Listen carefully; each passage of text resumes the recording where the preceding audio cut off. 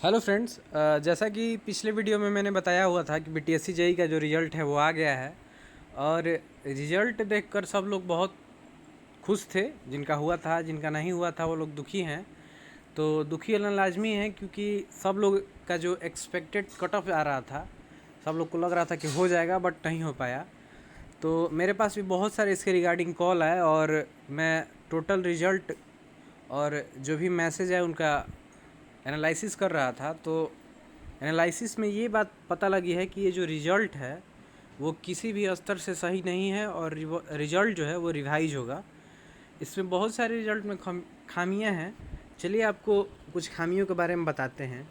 जैसे अभी हम लोग के स्क्रीन पे आप लोग देख रहे होंगे कि कनीय अभियंता असैनिक यानी सिविल का जो है कट ऑफ 60% के कट ऑफ में बहुत ज़्यादा चेंजिंग आपको नहीं दिखेगा। जो काउंसलिंग कट ऑफ था उसमें और इस कट ऑफ में ज़्यादा चेंजिंग नहीं है, बट जो 40% गवर्नमेंट का कट ऑफ गया है, वैसे तो मेरा रिजल्ट हो गया है, फिर भी जो गवर्नमेंट का कट ऑफ गया है वो बहुत ज़्यादा गया है।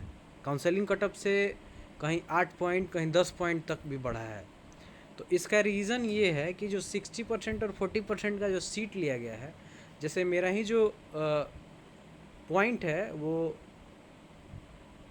आपका 59 से भी ऊपर पॉइंट है, फिर भी मेरा जो सिलेक्शन कैटेगरी दिखला रहा है वो 40% में EWS में दिखला रहा है, जबकि जो मेरा सिलेक्शन होगा वो 60% की EWS में होना चाहिए।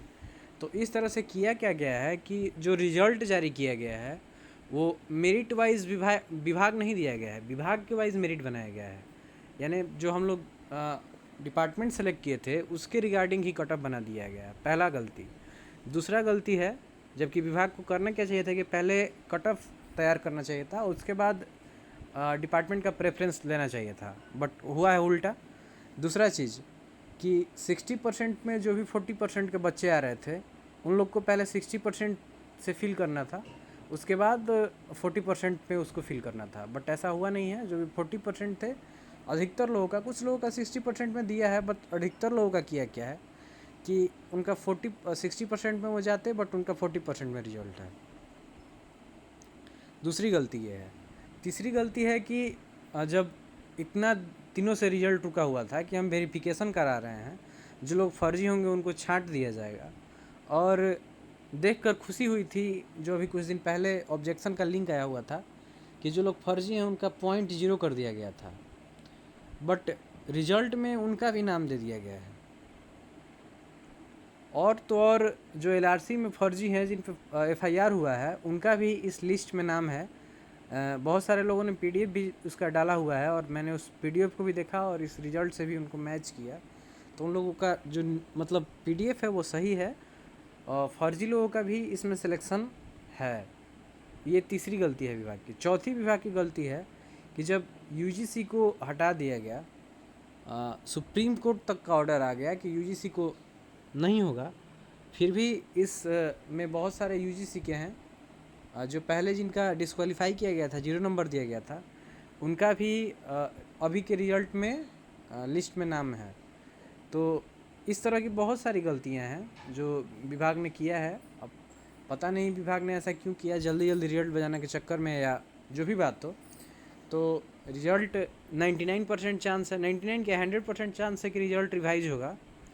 तो आप सबसे एक ये रिक्वेस्ट होगा कि आप लोग रिजल्ट रिवाइज करवाने के लिए विभाग में बात कीजिएगा, ना कि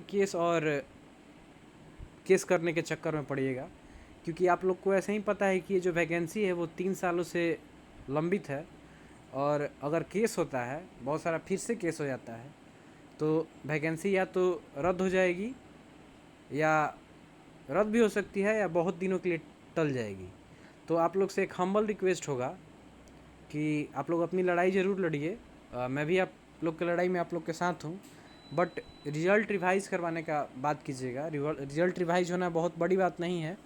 रिज़ल्ट जो रिवाइज़ होगा वो 1 सप्ताह के अंदर भी रिज़ल्ट रिवाइज़ हो सकता है, और जल्दी से जल्दी सबका ज्वाइनिंग हो सकता है। तो कृपया आप लोग इस पे ध्यान देंगे कि केस ना करके रिज़ल्ट रिवाइज़ करने के लिए बोर्ड में बात करेंगे। चलिए, यही अपडेट था, सोचा आप लोग को बता दूं। और जिनका सिलेक्शन नहीं हुआ है वो लोग कल जा रहे हैं BTSC ऑफिस। तो BTSC ऑफिस में वो लोग रिजल्ट रिवाइज कराने के लिए ही बात करेंगे। ये मेरी अपेक्षा रहेगी आप लोग से। और अगर आप इस चैनल पर नए होंगे तो कृपया चैनल को लाइक, सब्सक्राइब और शेयर कर देंगे, और बेल आइकन को ऑल सेलेक्ट कर लेंगे, ताकि जो भी इससे रिलेटेड नया न्यूज़ या अपडेट है तो आपके पास सबसे पहले पहुँचे। धन्यवाद।